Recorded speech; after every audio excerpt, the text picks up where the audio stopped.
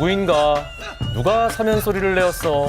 여의도 궁예 이준석 전 국민의힘 대표, 국회를 휘어잡는 카리스마 박범계 더불어민주당 의원 모셨습니다. 두 분 어서 오세요. 네, 반갑습니다. 네, 반갑습니다. 대사면 결론 낼 것 같은데 네. 어떤 생각하고 표현은 좀 계십니까? 바뀌었더라고요. 무관심한 표정. 아, 무관심. 예, 무관심한 표정. 무관심. 예. 뭐 장례찬 같은 사람들은 뭐 반성을 전제로 한 뭐 이런 얘기도 하는 것 같고, 아, 뭐 알아서들 하라고 하십시오. 그거는 제가 봤을 때는. 예.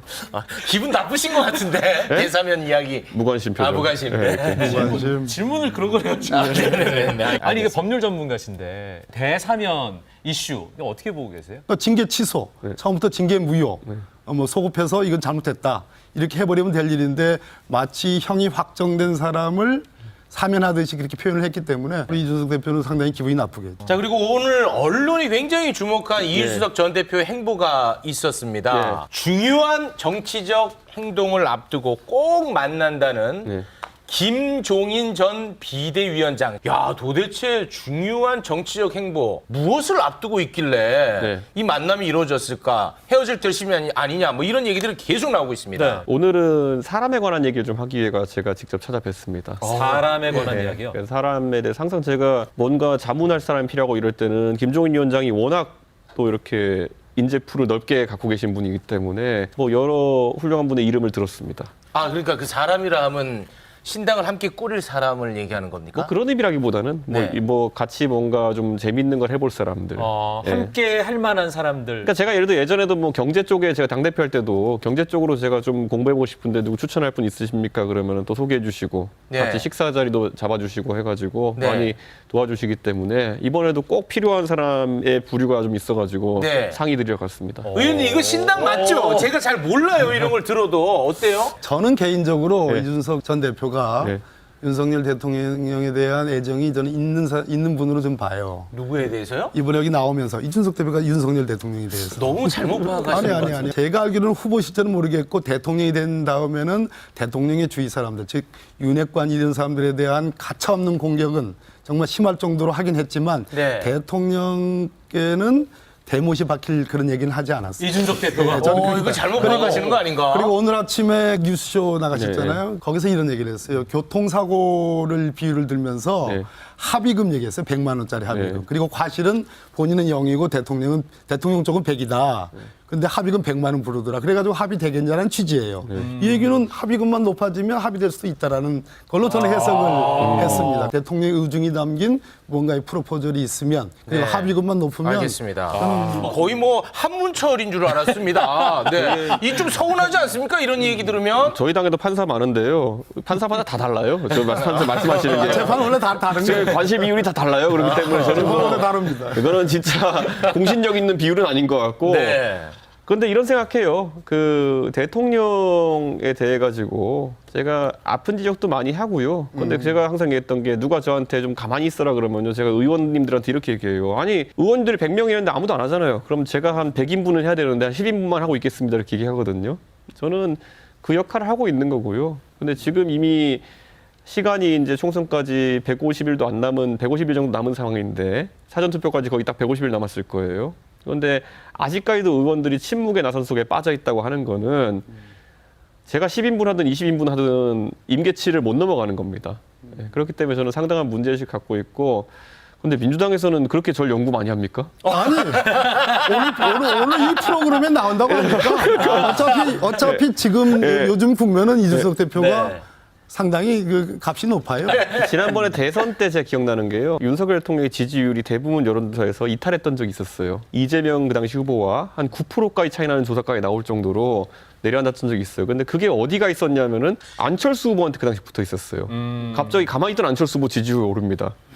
근데 문제는 그게 나중에 갈등이 봉합되고 나니까 그 빌려줬던 거 다시 찾아와가지고 이제 윤석열 후보가 쭉 올라가게 되는 상황이었거든요. 저는 그래서 민주당에서 너무 복잡하게 분석하실 필요 없고요. 네. 지금 민주당이 가진 그 지지율이라는 게 사실 저희가 표현하기에는 꼬준표라는 겁니다. 아, 민주당 게 아니다. 윤석열 대통령에 대한 실망 때문에 이번에 강서 보궐선거에서 바로 직전 선거에 비해서 한 10% 20% 가까운 표심이 이동한 것이지 반대로 그 표가 그럼 민주당의 굳은 표가 아직 되진 않았다라는 인식을 하는 게 맞을 거고 그게 이제 저는 아무 내색도 안 하지만은 제 이름을 걸고 무슨 뭐 신당 여론조사를 하면은 네. 그 정도의 이전이 있는 것처럼 보이고 네. 그게 민주당에서 많이 오는 것처럼 보이기 때문에 또 국민의힘은 뭣도 모르고 좋아하고 있어요. 네, 근데 저는 액면가 그대로 읽어보면은 민심을 읽을 수 있는데 각자 네. 희망 섞어서 읽으니까 문제인 거거든요. 그러니까 네, 저는 네. 민주당도 그 부분은 봐야 되지 않을까. 여야 모두 지금 굉장히 국민들한테 견제받고 있다는 거는 좀 인식해야 될 것 같아요. 네. 네. 알겠습니다.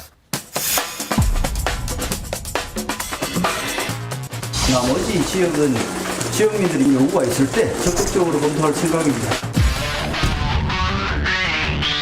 여당 대표가 사회적 갈등을 부추기는 안을 충분한 검토 없이 그냥 던진 거거든요.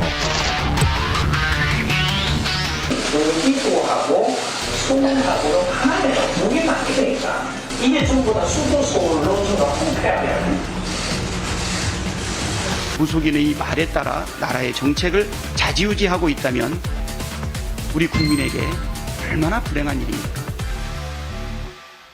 아, 참 그 난감합니다. 네. 국가 정책을 이야기해야 되는데 천공 이야기랑 연결이 되는 건 아닐 거 아니겠습니까? 이런 얘기 하지 말까요? 아 근데 저분이 영상이 13,000개가 이렇게 되는데 네. 예전에는 조국 장관도 뭐 트위터를 하도 많이 하시다 보니까 검색만 하면 걸리잖아요, 내용이. 그런 것처럼 저분도 그냥 13,000개 영상 정도면은 네. 뭐든 걸립니다. 이준석에 대해서도 한 4번 영상이 있어요. 근데 할 때마다 말씀이 좀 바뀌셔서 그런데 되게 많아요. 워낙 많은 말을 했기 때문에. 그러니까 뭐 이런 거잖아요. 저희가 이제 보면 대통령 선거 예측을 하시는 이제 역술인들 보면은 보통 블로그 한 4개 정도 파놓고 여기는 윤석열 당선 써놓고 여기는 이재명 당선 써놓고 여긴 뭐 심상정 당선 써놓고 4개 써놓은 다음에 나머지 3개 없애면 되는 거거든요. 그 다음날. 맞다 내가 맞췄지 이런 거잖아요. 네. 이준석에 대한 평가 매번 바뀌세요. 네. 어떻습니까? 아, 민주당에서 그 보고 있더라고요, 영상을. 저는 뭐 천공이 많이 등장하긴 하지만 뭐 제가 굳이 관심 있게 언급할- 보진 않으신다. 예, 네. 그건 아니에요. 그럼 정책 이야기를 좀 해보겠습니다. 김포 서울 편입. 네. 어떻게 보고 계십니까? 그러니까 이런 것 같아요. 지난번에 강서구 보궐선거에서 빌라 아파트로가 자극하려고 했던 표심이라는 게 결국에는 집값 상승 또는 동네 개발 아니겠습니까? 근데 빌라를 아파트로라는 화곡동 단위의 프로젝트를 벗어나가지고 이제 경기도 근교권을 다 건드리려고 하는 건데 경기도가 서울로 문패만 바꾸면 어느 정도의 효과가 있느냐를 정확하게 측정할 수 있는 단지가 서울시 노원구 상계동에 있습니다. 왜요? 왜? 그 서울시 노원구 상계 1동에 보면요. 그 다들 부동산 어플 키시고요. 수락 리버시티라는 아파트를 찾아보시면 됩니다. 예. 아파트 이름 너무 진짜. 1, 2, 3, 4단지가 있는데요. 예. 3, 4단지는 노원구고 도랑 하나 건너가지고 1, 2단지는 의정부 장암동입니다. 아, 그런 단지가 있어요. 그래요? 네, 그래서 동일 평수 33평을 놓고 보면요. 소위 국평. 예, 예. 84제곱미터. 예. 그래서 그 보면은요. 의정부 장암동으로 소속된 곳이 한 6억 2천만 원 정도에서 6억 1천만 원 정도. 언제 시세입니까? 오늘 당장 네, 찾은 네, 것 같습니다. 네. 그리고 밑에 3, 4단지로 된 곳이 한 2천만 원 정도 차이 난 6억 3천에서 6억 4천 정도 됩니다. 아, 그래요? 그때 완전하게 동일한 아파트고요. 어. 1, 2, 3, 4 나눠가지고 하나는 서울시 노원구 상계동, 하나는 의정부 장암동인데 여기에 따라서 학군도 갈려요. 그리고 주민센터도 위에는 의정부 장암동까지 6km를 가야 되고요. 밑으로는 상계동 1km만 가면 있고 이렇게 다 다르거든요. 생활권이 다른데 집가는 2천만 원 정도 집값은 차이 난다라는 거고요. 여기 찾아보시면 이 아파트가 유명해진 거는 과거에 모 총선 후보가 상계동에 출마했을 때 1, 2단지가 의정부인 걸 모르고 거기 가서 유세를 하신 적이 있습니다. 누군지 말씀 안 드리겠습니다. 그런데 그 정도로 생활권이 같아가지고 구분을 못했던 거예요. 송선 후보도 가가지고. 네. 그런데 이렇게 했을 때 한 2천만 원 차이 납니다. 그러니까 저는 네. 김포도 문패만 바꿨을 때 아주 드라마틱한 그런 어떤 변화가 나오질 않는다. 그거는 그냥 신뢰가 거기 있습니다. 뭐 국가 균형 발전이라든지 국토를 어떻게 효율적으로 활용할 거냐라는 이런 거대 담론이라는 측면에는 이미 홍준표 시장이 시대에 역행한 것이다라는 오늘 그 표현으로 대신하고요. 서울의 재정 자립도가 75%, 김포시가 한 37% 정도 됩니다. 아, 재정 자립도가요? 재정 자립도가. 그리고 지금 거론되는 인접 도시들도 40%가 다 안 돼요. 소위 조정교부금이라고 그래가지고 강북에 있는 좀 낙후돼 있는 그런 자치구에 대해서 조정교부금으로 도와주는 것이 서울시 재정의 중요한 일들입니다. 국가 수입의 중요한 일들이에요. 네. 그런데 재정 자립도가 그렇게 차이가 나고 김포뿐만 아니라 인접 도시들이 다 지금 거론돼 가지고 40% 미만의 재정 자립도를 갖고 있는 이런 도시가 서울로 편입됐다. 제가 보기에는 국힘 당협위원장 뭐 몇 분이 지금 반대 의견을 표시했죠. 네. 강북에 있는. 결국은 이 정책은 국민의힘이 강북 포기 내년 총선에서 강북 포기 정책이다 저는 이렇게 생각하는 거예요. 네. 그래서 결코 환영받지 못하고 서울 공화국이 아닌 그 외의 모든 지역의 대한민국 국민들에게는 소외감과 열패감을 주는 거거든요. 메가시티라는 거는 이미 부울경 메가시티로 지난 정부에서 법제화까지 다 했습니다. 근데 정권 바뀌고 나서 말 그대로 광역단체장 다 바뀌고 나서 다 그것이 백지화됐거든요. 우리 저 김기현 대표가 진짜 내질러 하는 그런 그 공약 정책 아니겠습니까? 군위가 대구시로 편입되는데 양쪽에 별로 이견이 없는데 3년 걸렸습니다. 당대표 개인 차원에서 던진 이슈라고 지금 보시는 것 저는 같은데. 국면을 네. 전환하기 위한 그런 파퓰리즘의 전형적인 네. 정책이다 이렇게 보는 거예요. 근데 어제까지만 해도 대통령실에서는 거리를 좀 뒀었는데 모르는 일이다 그랬죠? 네, 예. 오늘 나오는 메시지가 굉장히 반기는 듯한 메시지입니다. 당정 협의가 가능한 이슈다. 아, 오랜만에 여론을 주도하는 이슈 잘 냈다. 아주 그 환영하는 듯한 모습이에요. 이 이슈 때문에 다른 이슈들이 부각되지 않는다고 생각하기 때문에 그런 측면에서 하는 것일 테고 우선은 들썩이겠다는 것의 효과를 좀 보고 있는 것 같습니다. 저는 여기서 한 가지 이제 질문드리고 싶은 게 아까 박범계 장관님 얘기하셨던 것처럼 정책의 효과를 보려 그러면은 어느 정도 휘저을 수 있는 정책인가를 봐야 되는데 강서보궐선거에서 확인된 민심이 최소 17% 정도의 격차가 나는 것이라고 한다면은 이게 그걸 뒤집을 정도의 판세가 될 것이냐. 왜냐하면 분명히 아까 박범계 장관 얘기하신 것처럼 서울 강북 지역에서는 말 나와요, 이거는. 당연하거든요. 네, 말 나와요. 노원구 살면서 항상 얘기 듣는 게 뭐냐면요. 노원구는 서울시 계 내에 있는데 오히려 그것 때문에 투자를 더 못 받아가지고 오히려 광역교통 확충이나 이런 건 서울시계 바뀌어야지 잘 되는 거거든요. 왜 우리는 성남 판교보다 그러면은 소위 주거 환경이 떨어지느냐? 성남 판교보다 저희가 평균 집값이 떨어지는 경우가 있거든요. 물론 신축, 구축이라 차이도 있겠지만은 거긴 경기도란 말이에요. 그러니까 서울이라서 좋고 경기도라서 나쁜 게 아니라 실질적인 주거 환경이 어떻게 개선됐냐의 문제인데 네. 그걸 간과하고 이걸 밀어붙이면은 나중에 좀 곤란 상황이 있을 수 있다. 네. 그래서 저는 오히려 지금 국민의힘이 지금까지 김문수 지사 시절부터 갖고 왔던 정책은 뭐냐면은 GTX가 원래 국민의힘이 밀어붙였던 겁니다. 한나라당 시절 때부터. GTX나 이런 걸 통해 가지고 광역교통 접근성을 높여가지고 우리가 승부를 보겠다는 전략이었는데 이거는 경기도를 서울로 바꾼다는 건 새로운 전략이거든요. 좀 약간 연구가 필요하긴 할 것 같습니다. 노무현 대통령 후보가 행정수도 이전 공약을 할 때에 그것이 분명히 서울 시민들에게는 현실적으로 욕망적인 측면에서 다소 거부감이 있던 것이 사실이죠. 그러나 행정수도 이전을 충청도에 한다라는 그 균형 발전이라는 측면에서 이 명분이 있었죠. 사람이 욕망만 가지고 사는 게 아닙니다. 명분이 따라야지 이것이 욕망과 비례해서 어느 정도의 그 폭발력이 있는 거지. 근데 오로지 이것은 말 그대로 인접 도시만 행복하게 된 거고 아까 말씀드렸듯이 서울의 강북 지역과 네. 인천, 경기도 기타 지역에 대해서는 소외 배제를 일으키는 거기 때문에 네. 욕망은 일정 부분 자극할 수 있을지 모르나 명분이 따라가지 않는 거기 그럼 때문에. 이 건에 대해서 민주당은 당 차원에서 반대하는 아니요. 쪽으로 갈 거. 제가 드리는 여쭤보는 거예요. 제가 그렇게 드리는 갈 거 같나요?라고. 윤석열 대통령이 지방화 시대를 얘기하는데 지방화 시대의 대표적인 게 지역 특화 산업이라든지 지방 분권에서 지방 재정권을 확대해 준다든지 이런 것들인데 과연 지금 그 공약과 이게 일치가 됩니까? 조화가 됩니까? 알겠습니다. 저는 그리고 이걸 그런 측면을 우려하는 거지 반대를 얘기하는 건 아닙니다. 민주당이- 비판은 하는데 반대는 안 하더라고요. 민주당이 더 막연히 반대하기 신중하게. 어려운 게 네. 뭐냐면요. 예전에 송영길 대표가 인천시장 하실 때 민주당 쪽에서도 비슷한 안이 나온 적이 있는데 그때는 이제 사실 김포와 인천 검단 쪽이 생활권이 비슷합니다. 김포시에서 그 국회의원 하시던 유정복 시장이 이제 인천과 시장하고 계시잖아요. 네. 그러니까 동일 권역입니다, 사실상. 그렇기 때문에 인천과 부천과 김포와 시흥 정도까지 합쳐가지고 인천을 확장하다는 얘기 정도는 민주당 쪽에서 거론된 적이 있어요. 그렇기 때문에 막연히 반대하기는 어려울 것이다. 왜냐하면 아이디어 차원에서 당에서 나오는 안들이 있기 때문에. 근데 이걸 전 현실적으로 놓고 봐야 되는 게 이거 외에도 다양한 안이 있습니다. 예를 들어 김포가 실제 지도 모양으로 놓고 보면은 고양이나 파주와 통합해가지고 어떤 특례시 규모를 확대하자는 얘기도 있었거든요. 그러니까 이 다양한을 검토하고 그게 성안이 됐을 때 김포 시민들 입장에서 어떤 안이 좋은지 이렇게 봐야 되는데 지금 저는 국민의힘이 안타까운 게 뭐냐면 뭐 길거리 조사에서 85%가 찬성했다 뭐 이런 거는 이런 건 저희 도봉산에 가면 맨날 해요. 도봉산에 가면 스티커 붙이라 그래가지고 윤석열 대통령 지지하십니까? 그럼 거기서 80% 나와요. 그거 등산객들이 맨날 투표하면요. 그러니까 이런 걸 갖고 정책 기반을 지금 여당이 한다 그러면 좀 우스우니까 여야가 머리 맞대고 과학적 조사를 좀 해야 되는 거 아닌가 싶습니다. 네네네.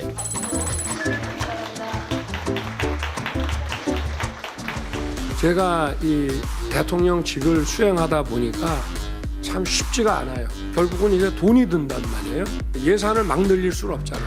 불효불급한 거를 좀 줄이고 어려운 서민들을 두툼하게 지원해주는 쪽으로 예산을 좀 재배치를 시키면 아우성입니다. 내년 선거 때 보자. 아주 탄핵시킨다. 뭐 이런 얘기까지 막 나옵니다. 그래서 제가 하라면 하십시오. 그렇지만 여기에는 써야 된다. 그러나 우리 재정을 더 늘리면 물가 때문에 또 서민들이 죽는다. 모든 거는 제 책임입니다. 제가 잘 하겠습니다. 감사합니다. 네, 윤석열 대통령이 소통 행보에 나섰는데요. 네. 예산 이야기를 하면서 탄핵이라는 단어를 언급을 했는데 일단 간단한 질문 제가 좀 한번 하고 싶은데 예산 재배치와 관련해 가지고 탄핵을 주장하는 어떤 세력이나 인물이나 이런 게 있었나요?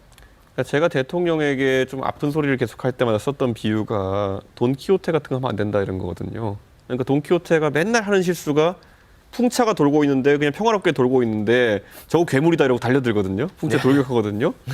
자기가 타고 있는 말도 비루한 말인데 명마라고 하고 타고 다니고 뭐 이런 현실의 삶, 가상현실에 살면 안 되는 건데 네. 저는 대한민국의 어떤 국민이 서민을 두툼하게 지원하는 쪽으로 예산 재배치 시키자고 했더니 날 탄핵시키려고 한다. 이건 세계관이 좀 약간 다르거든요. 국민들이 인식하는 것과. 저는 오히려 서민 민생 예산이 부족하다고 아우성치는 국민이 있을지는 모르겠지만은 네. 이거는 현실에 존재하지 않는 사람이다. 그러면 이게 네. 대통령께서 이렇게 잘못 인식하게 된 계기가 있을 겁니다. 네네네. 그거를 치료해야 됩니다. 저는 그게 잘못된 보고면 그 사람 잘라야 되는 거고요. 인요한 위원장이 당에다가 지금 쓴 약을 먹이겠다고 했는데 저기다 약을 처방해야 됩니다. 저기가 좀 이상해요 지금. 아, 용산에. 존재하지 않는 괴물과 싸우기 시작했어요. 아, 그렇게 보시십니까? 예, 예. 네. 그래서 저는 닥터이신 인요한 위원장께서 네. 처방전은 저쪽으로. 네.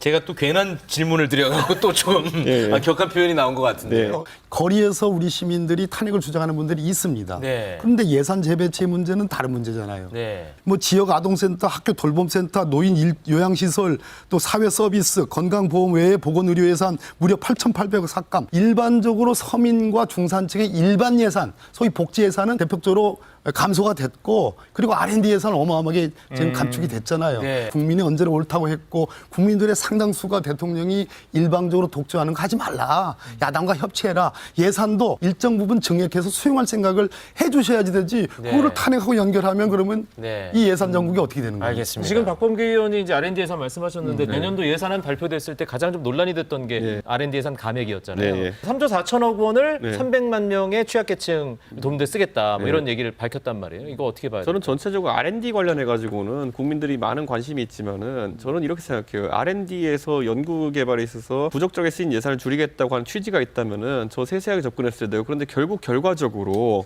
그냥 일률적으로 30%씩 깎아버려라 이렇게 가다 보니까 결국 과기원 예산이라든지 이런 것들이 확 줄어버렸잖아요. 근데 이게 최종적으로 어디까지 효과가 떨어지나 봤더니만은 프로젝트 한 대여섯 개 띄워가지고 한 200만 원 정도 연구비 받아가지고 생활하는 그런 아주 취약한 지점에 있는 연구원들, 대학원생들이 타격을 받는단 말이에요. 저는 이거가 그러면 하나의 기조다. 그래서 만약 이런 그 어려움을 감수하라 그랬으면은 그 다음에 어제 대통령께서 또 자랑스럽게 얘기하신 게 뭐냐면은 기초생활수급자나 차상위 계층에 대해 가지고 대학 등록금 전액 지원하겠다 이렇게 했어요.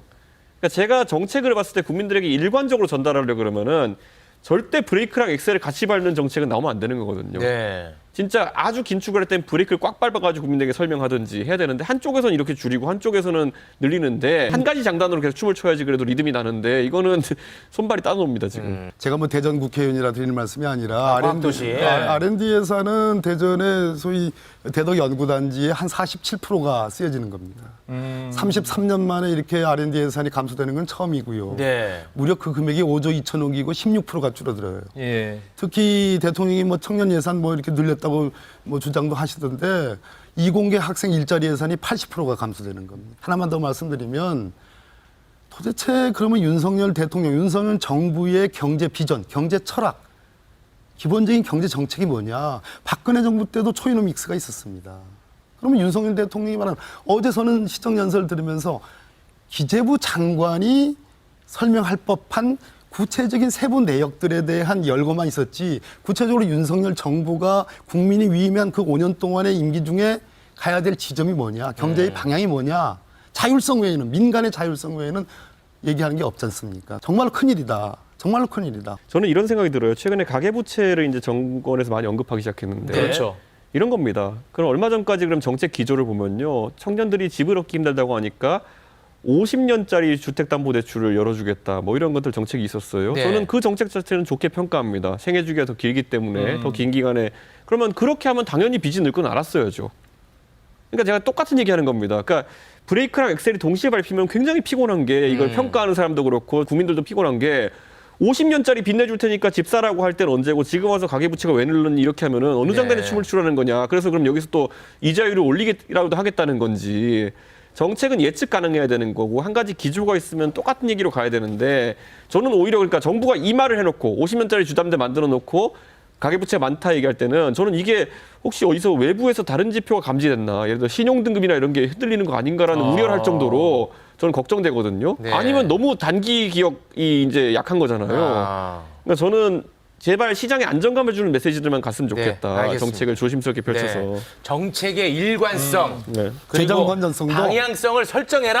이렇게 재정 정리하겠습니다. 건전성도 사실은 대통령이 그거 제가 정리했잖아요. 시간 없어요. 자신 시간 있게 없어 짧게.